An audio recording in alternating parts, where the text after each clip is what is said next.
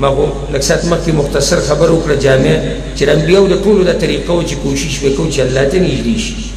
عیسی علیه السلام علیه السلام په هغه 15 پیغمبرانو کې دی چې هغوی ته اولو العزم ویلی کېږي. الله رب العزت بغیر د پلار نه پیدا کړی یو لویه نښه وه د الله د قدرت.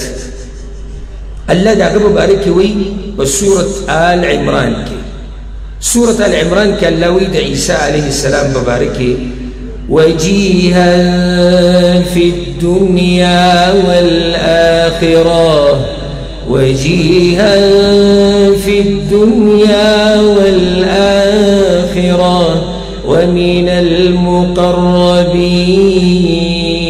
المقربين. اللوي عيسى عليه السلام والدنيا وآخرت کې ډېر مخاوريزو او څنګه مخاوريز نو چې هغه پیغمبر د الله دی. ومن المقربين او دې د نږدې کړی شو نو الله تعالی.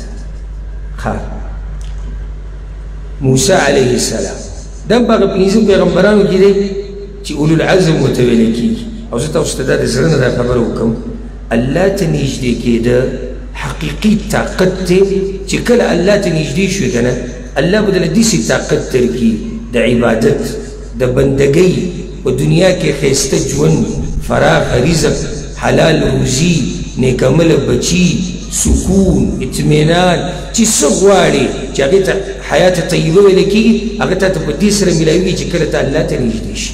نو دا یو طاقت دی الله دې موږ ته نصیب کړي او الله دې موږ نږدې کړي هغه ته. موسی علیه السلام په باره کې الله دا خبره ذکر کړې ده په سورت مریم کې.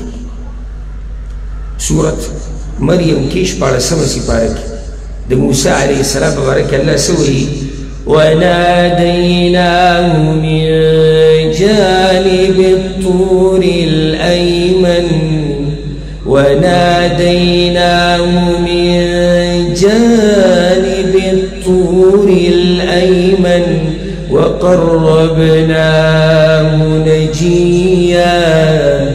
اللوي ما موسى عليه السلام تواز کړو په تور غر باندې وغه کله چې هغه ملاقات لته او یا د تور غر په خوا کې هلته الله هغه ته اواز کړی هغه سره خبرې کړې وي د موسی علیه السلام سره څنګه چې هغه د شان سره ښایي وقربناه نجیا. الله وایي هغه ګورې ما ځان ته نږدې کړی موسی علیه السلام یې ځان ته نږدې کړی.